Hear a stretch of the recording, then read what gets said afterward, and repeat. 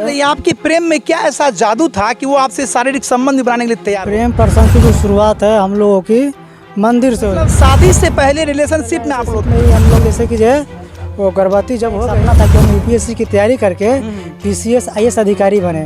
तो मैंने बोला किसी अन्य पुरुष के बहकावे में आकर हमारे साथ ही विश्वासघात कर भाग गई, और जब भागी तो जो भी गहना जेवर बनाए हुए थे उसके लिए जो भी पहले से उसको दिए हुए थे वो सब था कर लिए कि आप अपने बेटी को घर में नहीं रख सकते हैं, ऊपर से वो तो गर्भवती भी है।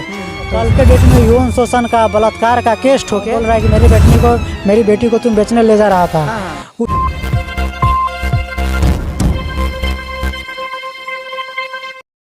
कहते हैं प्यार मोहब्बत शादी, यहाँ तक कि कोर्ट मैरिज भी वफा हो गया और इंसान ही इंसान से जुदा हो गया। आप दिल थाम के देखिए, आपको दिखाएंगे एक ऐसे प्रीत पति की कहानी जो आप सुने होंगे, जो एसडीएम मौर्य और आलोक मौर्य की जो कहानी पूरा भारत में ट्रेंडिंग मुद्दा बना हुआ है, वही मुद्दा की कहानी कुछ ऐसे यूँ हट करके आती है मुजफ्फरपुर जिले से निकल करके। जी हाँ दोस्तों, मेरे सामने एक प्रीत पति खड़े हैं जो कि अपने पहले तो लव मैरिज किया, उनके बाद कोर्ट मैरिज किया, फिर शादी किया और उनके बाद इनको पति जो है इनको छोड़ करके इनसे जुदा हो गई। जानेंगे इनकी दर्दनाक कहानी इन्हीं की जुबानी। क्या नाम हुआ आपका? देखिए मेरा नाम अनर्जित कुमार हुआ। जी जी। जिला मुजफ्फरपुर के अंतर्गत मेरा घर पड़ता है। हाँ। और हम लोग का जो प्रेम प्रसंग है वो 3 साल से चल रहा था। प्रेम प्रसंग 3 साल से चल रहा था। ये बताइए प्रेम प्रसंग की शुरुआत कैसे हुई आपकी? प्रेम प्रसंग की जो शुरुआत है हम लोगों की मंदिर से हुई। मंदिर में हम लोग को मुलाकात हुआ। हाँ। और वहीं से मुलाकात होने के बाद जो भी नंबर देकर बात करने की शुरुआत हुआ। और उस दरमियान हम मुंबई रहते थे। मुंबई के जरिए हम फ़ोन से बात करते थे और मतलब जो भी उसका खर्चा था उसी समय से हम क्योंकि धंधा कर रहे थे तो उसका जो भी खर्चा हम उसी समय से उठा लिए थे और अभी तक उठा ही रहे थे। और उसी दरमियान हम लोग का बातचीत तो चल ही रहा था और हम लोग रिलेशनशिप में ही थे। तो मतलब शादी से पहले रिलेशनशिप में आप लोग थे? जी। रिलेशनशिप में कितने साल तक रहे रिलेशनशिप में? रिलेशनशिप में हम लोग जैसे कि जब प्रेम प्रसंग हम लोग का 3 साल से चल रहा था तो 3 साल से हम लोग ही थे। हाँ। तो उसी दरमियान रिलेशनशिप में ही हम लोग जैसे कि वो गर्भवती जब हो गई तो हम लोग उस सिचुएशन में मतलब जैसे कोर्ट मैरिज शादी भी किए। और शादी करने के बाद हम लोग फैसला किए कि चलो हम दोनों को अब जीवन साथी बनकर एक साथ खुशहाल रहना है, अब यहाँ से कोई दिक्कत ना हो। तो उसका एक सपना था कि हम यूपीएससी की तैयारी करके पीसीएस आईएएस अधिकारी बने। तो मैंने बोला था ठीक है, अब तो शादी ब्याह कर लिया तो चलो ठीक है, तुम्हारा जो इच्छा है तुम अपना सही से पढ़ाई करो, हम पढ़ाएंगे तुमको। और मेरा गार्जियन भी मतलब सपोर्ट कर रहे थे कि चलो अब तो तुम लोग ऐसा कर लिए तो जब मेरी बच्ची पढ़ रहा है तो पुतों को भी पढ़ाएंगे। तो बोला ठीक है, तो गार्जियन भी हमको सपोर्ट करने लगे थे। लेकिन बाद में मेरी पत्नी किसी अन्य पुरुष के बहकावे में आकर हमारे साथ विश्वासघात करके वो भाग गई। और जब भागी तो जो भी गहना जेवर बनाए हुए थे उसके लिए जो भी पहले से उसको दिए हुए थे वो सब था, वो सब लेके भाग गई। और जो मेरा कोर्ट मैरिज का जो ओरिजिनल कागज़ था अनुमंडलीय स्तर का वो भी लेके चल गई। तो घर पे आने के बाद जो होता है ना कि पर्सनली उनके गार्जियन को कॉल करके कि देखिए जब शादी हम लोग कर लिए तो आप अपने बेटी को घर में नहीं रख सकते हैं, ऊपर से वो तो गर्भवती भी है। तो उसका बाप देखिए दारू शराब पीता है और वो हमको क्या बोलता है कि तुम चुपचाप रहो नहीं तो तुमको घर से उठवा लेंगे, हम अपना बेटी या कहीं शादी कर लिए। तो बताइए इस स्थिति में उनके पिताजी को हम बोले कि देखिए आप शादी कर लिए चाहे कुछ भी कर लिए उससे हमको कोई फर्क नहीं पड़ता है। जब हम कोर्ट मैरिज शादी किए है तो हमको डिवोर्स चाहिए।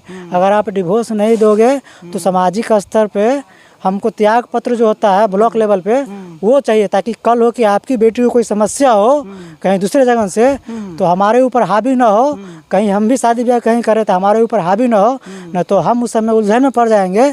इसी वजह से आप हमको कागज बना दीजिए। तो बोलता है कि वो बोलता है कि हमको समाज को लेकर नहीं रहना है, तुम समाज को लेकर रहो, हम कागज फागज नहीं बना कर देंगे। तो बताइए ये जो मेरे ससुर जी है वो बेवकूफ़ी कर रहे हैं और किसी अपने गाँव घर के जो चढ़ा बढ़ा देते हैं लोग सब नहीं चढ़ा देते हैं, उनको ऊपर तो चढ़ाव बढ़ाव करते हैं तो उस पर कूदते हैं। और उसको ये मालूम नहीं है कि मेरी बेटी इतनी गलती की है तो आखिर बात को झाँपने के लिए, इज्जत को न आगे बढ़ाने के लिए अपने बेटी को ये करे। लेकिन वो बोल रहे हैं कि मेरा इज्जत का तो मतलब उसको अपना ठिकाना ही नहीं है। तो बताइए इस स्थिति में क्या इज्जत रहा? मान लीजिए कोर्ट मैरिज शादी कर ले, उसके बाद वो गर्भवती है, उसके बाद भी आप दूसरे जगह बच्चे का शादी कर रहे हैं बच्चिया का, और आप गर्भवती की अवस्था में कहीं और शादी कर रहे हैं जी, तो कहीं ना कहीं उसके पास इज्जत है। ये बताइए आपकी पहली मुलाकात कब हुई, किस हाल में हुई थी? देखिए मेरी जो मुलाकात आपको बोले ना कि जो मंदिर में हुई थी, मंदिर में? कहाँ मंदिर में हुई थी? भैरव स्थान मंदिर है, उसके घर के बाजू में ही मंदिर है। मंदिर में क्या बातचीत हुई थी पहली बार? पहली बार देखिए हाँ हेलो हुई थी। और उसके बाद कांटेक्ट नंबर दिए थे। और उसके बाद ये आपके प्रेम में क्या ऐसा जादू था कि वो आपसे शारीरिक संबंध बनाने के लिए तैयार हो गई? क्योंकि देखिए हम एक ही कुछ बोलेंगे, प्रेम में कोई प्रसंग नहीं था। क्योंकि हम उस समय अपना धंधा कर रहे थे, उसको पैसा का जरूरत था, जितना मांगते थे हम दे रहे थे। हमको लगता है कि वो लालची लड़की थी, पैसा के ऊपर हमारे ऊपर हमारी बात मानती थी, हम तो यही कहेंगे। इसलिए लव एंड रिलेशन बना लिया आपसे? जी। और उसके बाद मैंने बोला कि चलो अब ठीक है, उसका फैमिली बैकग्राउंड वीकनेस थी तो वो सब बात बताए थे। तो उसके गार्जियन को भी ये बात मालूम था कि वो लड़का से बात करता है, शादी भी उससे करेगा। इसके पूरे रिलेशनशिप में भी मालूम था, फूआ मौसी जो भी हो सबको मालूम था। सबको मालूम कितने था। बहन थी वो लड़की? 5 बहन थी। इसकी जो पहली बहन है ये भी लव मैरिज शादी की हुई है। हाँ ऐसे में इसके पूरे फैमिली बैकग्राउंड के बारे में नहीं बताना चाहिए। पर्सनली मैं अपने पत्नी के ऊपर बात करूंगी, लेकिन ऐसा जो हमको लग रहा है इसकी फैमिली सिचुएशन के हिसाब से जो वातावरण चल रहा है, तो कतई नहीं इसके मतलब हमारे ससुर जी भी ठीक ठाक तो है ही नहीं। तो उनके बताइए आप 3 साल रिलेशनशिप में थे, उनके बाद आप शादी किए। जब शादी कर लिए तो फिर कोर्ट मैरिज करने की नौबत क्यों आ गई आपको? नौबत इसीलिए आ गई कि देखिए हम लोग का प्रेम प्रसंग चल रहा है। हो सकता है कि इसका एज हो गया था 21 साल का। लेकिन होता है ना कि लड़की अपना बयान बदल दे। हो सकता है लड़की का, देखिए लड़की का जो मन होता है एक से बेहतर लड़कों की तलाश में रहता है। तो हमने सोचा कि देखिए लव मैरिज शादी करके अगर बात यहीं तक रखे तो कल के डेट में यौन शोषण का, बलात्कार का केस ठोके तो बहुत भारी हो जाएगा हमारे ऊपर। हम इनको कोर्ट मैरिज किए रहेंगे तो हम भी लड़ सकते हैं, हम भी NGO का सहारा ले सकते हैं, हम भी अपना जो भी हो केस कर सकते हैं, क्योंकि उस पर मेरा हक रहेगा। तो इस सिचुएशन में हम लोग कोर्ट मैरिज शादी किए और करने के बाद भी मेरी पत्नी हमसे जुदा हो गई और अभी हम दर दर भटक रहे हैं। आप लोग शादी का निर्वाह कितने साल तक किए? निर्वाहन शादी का निर्माण देखिए हम लोग का 3 साल से चल रहा था, लेकिन 10 दिन में ही शादी करने के बाद वो विचलित हो गई, मतलब चले गई। शादी के 10 दिन के बाद ही रिश्ता टूट गया? जी। और सुनने में भी गजब लग रहा है, क्योंकि कोई भी पत्नी होता है साल भर बाद भागती है, 5 साल बाद भागती है। मेरी पत्नी शादी के 10 दिन बाद ही फरार हो गई। आप जो है सुनने में ऐसा है कि मैट्रिक से पढ़ाते आ रहे थे पत्नी को आप? जी बिल्कुल, अभी तक पढ़ा रहे थे, अभी तक उसका खर्चा दे रहे थे। बना रहे थे उनको, पढ़ा रहे थे? उनका जो सपना था कि हम UPSC की तैयारी करके PCS IAS अधिकारी बने। तो मैंने उनका बोझ उठाया था कि ठीक है अगर तुमको करना है तो करो, हम है उसके लिए हम कराएंगे। दोस्तों आप जो है ऐसी घटना हमारे चैनल में देखे होंगे बेतिया जिला से, जो कि प्रेम करता है, फिर शादी करता है, फिर कोर्ट मैरिज करता है और उनके बावजूद भी उनकी पत्नी उनको जो है ना रेप केस में फंसा देते हैं, जबकि दर दर भटक रहा है वो युवक। आप अच्छा खासा उस वीडियो को प्यार दिए थे और कहानी इस युवक की है जो कि ये भी प्रीत है और प्रीत पति है। यह बताइए वर्तमान की हालत आपकी कैसी है?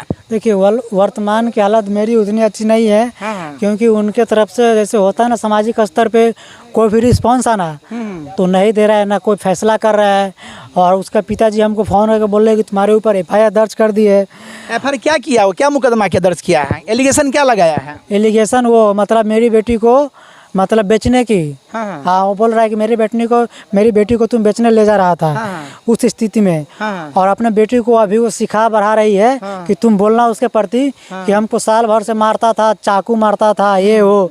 तो आप ही बताइए जब कोई भी लड़का 3 साल से रिलेशनशिप में रहेगा तो उससे प्यार करेगा तो उसको मारने पीटने के लिए शादी हम नहीं किए हैं। और उसको चाकू मारने के लिए तो ये झूठ अफवाह उसके पिताजी फैला रहे हैं ताकि हमारे प्रति गलत बयान लगाकर हमको उलझन में फंसाकर वो उसके पिताजी सोच रहे हैं कि हम डाल दें।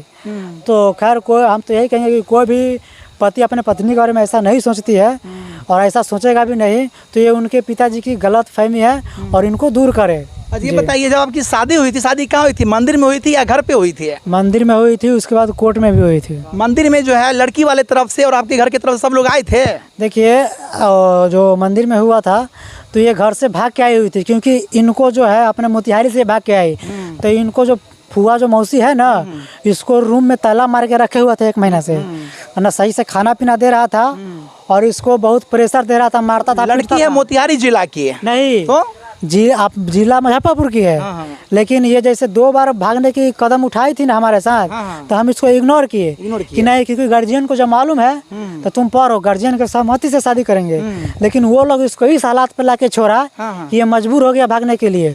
और ये अपने बाप मतारी को बोल भी दी थी कि हम देख लेना, हम भाग कर उसी से शादी करेंगे। तो बोलना कि तुमको भागना है भाग जाओ, जो करना है कर लो। उसका गार्जियन भी ऐसा छूट दे दिया हुआ था, और उस स्थिति में उसको जहाँ रखे हुए थी वहाँ भी उसको तंग कर रहा था वो लोग, तो वो खुद भाग के आई। तो हमसे तो प्यार करती है, तो हम तो उसको नहीं छोड़ेंगे, तो हम प्यार किए, शादी किए। उसके बाद मेरी पत्नी भी खुद गलती करके फिर भाग गई, फिर उसी जंजाल में पड़ी हुई है। मेरे सवाल का संक्षेप में जवाब दीजिए। आप ये बताइए, मंदिर में जब शादी हुई थी तो लड़की तरफ से कौन कौन आए थे, सो बताइए। लड़की की तरफ से, क्योंकि वो खुद भाग के आई थी, तो उसकी तरफ से कोई नहीं आया था। और आपकी तरफ से कौन कौन था? मेरा रिलेशन में मेरा भाई था, और मेरे जो फ्रेंड थे, मेरे गार्जियन में सब थे। मतलब मेरे तो पापा तो काम करते हैं, मम्मी आई थी इधर कोर्ट तो में। आपकी शादी का एविडेंस सबके पास है? जी, एफिडेविट जो कोर्ट का कागज है मंडलीय स्तर पर, वो है मेरे पास। कोर्ट का है। और शादी मंदिर में जो होती है उसमें रसीद मिलता है, वो भी आपके पास होगा? नहीं, देखिए वो रसीद हमको नहीं। शादी का फोटो आपके पास है? वो बहुत फोटो है, आपको दिखा देंगे। बहुत फोटो दोस्तों, मैं इनका फोटो आपको और शादी का जो कोर्ट मैरिज वो वीडियो में दिखा दूंगा। हमें यह बताइए, वर्तमान की जो हालात है, इस हालात को लेकर के आप क्या डिसीजन लेना चाहते हैं? देखिए, वर्तमान के हालात के हिसाब से हम यही डिसीजन लेना चाहते हैं, क्योंकि उनके पिताजी की यही बोल रहा है कि हम अपने बेटी का कहीं दूसरे जगह शादी कर दिए। हमारे गांव के मुखिया के हाथ भी हमको समाद मिला कि उनको बोल दीजिए कि हमारे बेटी को शादी कर लिए। तो ठीक है, शादी कर लिए तो कोई बात नहीं है, तुम वहाँ से लड़की को बुला कर लाओ, हमको डिवोर्स दिलवा, तुम अपने बेटी को शादी करो, चाहे कुछ, हमको कोई फर्क नहीं पड़ता। क्योंकि आपने किसी और जगह बयान दिया था कि मेरी बीवी का जो संबंध 3 आदमी से और उसे अफेयर है, संबंध है। यह बताइए, इस हालात में अगर आपकी पत्नी आपके पास फिर लौट करके आना चाहेगी, क्या आप रखेंगे उनको? बिल्कुल नहीं रखेंगे, क्योंकि अभी हम जो पता किए हैं तो हमको ऐसा मालूम चला है कि वो जो मैट्रिक क्लास में अपने गांव के ही कोई शिक्षक के यहाँ पढ़ता था, उस शिक्षक से उसका प्यार हो गया, उस शिक्षक को भी इससे प्यार हो गया। अब प्यार होने के बाद ये बात इतना आगे तक बढ़ गया कि उस लड़की के गार्जियन, माता पिता को भी ये चीज़ मालूम चल गया, लेकिन वो लोग ज़्यादा एक्शन नहीं लिए। और मेरे साथ भी उसका प्रेम प्रसंग चल रहा था, हम उसका खर्चा दे ही रहे थे। उस समय हम मुंबई थे, तो हमको तो पता नहीं था, लेकिन अभी हमको पता चला है। तो बताइए, ऐसी पत्नी को कौन रखेगा? और ये भी सुनने में आया है कि मेरी जो पत्नी है, किसी 55-65 वर्षीय एक बूढ़े शिक्षक से उनका नैन मटका चल रहा था, जो कि मेरे पास कॉल रिकॉर्डिंग के हिसाब से पता चल रहा है कि मेरी बीवी गलत है, और प्रूफ के तौर पर मेरे पास रिकॉर्डिंग है, आपको भेज देंगे, आप चला दीजिएगा। ये बताइए, जो मुजफ्फरपुर के प्रशासनिक अधिकारी या डीएम एसपी है, वो आपके बयान को सुन रहे हैं, उनसे आप क्या अपील करेंगे, क्या निवेदन करेंगे? देखिए, उनसे हम यही निवेदन करेंगे कि देखिए, हम लोग जब कोर्ट में शादी किए हैं तो उनके गार्जियन की तरफ से यही आ रहा है कि हम अपना बेटी को कोई भी हालत में नहीं भेजेंगे। तो बताइए, ये लड़की वाली की थुथुरलॉजी आप नहीं भेजेंगे तो भाई आपका बेटी आप रखो, हमको डिवोर्स चाहिए। और जो भी कानून के नज़र में है, जो भी हमने पुलिस चौकी में कंप्लेन कर दी है, तो वो लोग भी गए, पूछताछ किए, तो वो लोग बोलते हैं कि अपना बेटी को उसके पास नहीं भेजेंगे। तो देखिए, सामाजिक स्तर पर बात चलिए रहा है, आगे क्या फैसला होता है, हो सकता है तो उस हिसाब से बताया जाएगा और आप लोग को भी बुलाया जाएगा। जी बिल्कुल। ये जो वारदात आपके साथ हुई है, इस घटना से आपको क्या सीख मिलती है, हमारे दर्शक को आप बताने का प्रयास कीजिए। देखिए, जो भी यूथ है उनको हम यही बोलना चाहते हैं, देखिए ऐसे में तो अगर आप कार्य करते या जीवन में अगर कुछ अच्छा करना चाहते हैं, तो हम तो बोलते हैं प्यार बहुत फालतू चीज़ है, प्यार तो करना ही नहीं चाहिए। क्योंकि लड़की का दिमाग जो होता है वो मतलब उसका सोचिए तो दिमाग उसका OCD की तरह होता है, मतलब हमेशा एक से बेहतर लड़की की तलाश में रहता है। तो हम यही कहेंगे कि आप बेहतर बनिए, क्योंकि बेहतर बनिएगा तो आपके पीछे लाखों करोड़ों लड़कियां भागेगी। और मैंने जो गलती की है, ये हमको अफसोस हो रहा है। खैर, मैंने अभी तो यही स्थान है कि आज के बाद हमको गलती नहीं करना है। और जो भी यूथ है उनको मैं यही कहना है कि आप भी प्यार ना करें, जो काम है काम करें, और मम्मी पापा की राय से शादी ब्याह करें। दोस्तों, मैं अक्सर कहता हूँ कि प्यार मोहब्बत खेल नहीं है बच्चों का, तेल निकल जाता है अच्छों का। वैसे ये एक दर्दनाक पति है जिनकी कहानी आपने सुना, जो तो पहले प्रेम किया, उसके बाद शादी किया, उनके बाद कोर्ट मैरिज किया, उनके बावजूद भी इनकी पत्नी इनको लात मार के भाग गई। कहते हैं ना कि टीवी चले रिमोट से और बीबी चले नोट से, तो बहुत सी बीवियां ऐसे भी होती है जो नोट से चलती है, लेकिन सबको मैं नहीं कह सकता हूं। फिलहाल इनकी कहानी से आप क्या सीख लेते हैं, इनके जो दर्दनाक कहानी है इनसे आप क्या सीख लेंगे और क्या कहना चाहते हैं, अपना राय कमेंट बॉक्स में दें। और देखते रहे पब्लिक सपोर्ट 24। मैं प्रमोद कुमार, धन्यवाद, जय हिंद।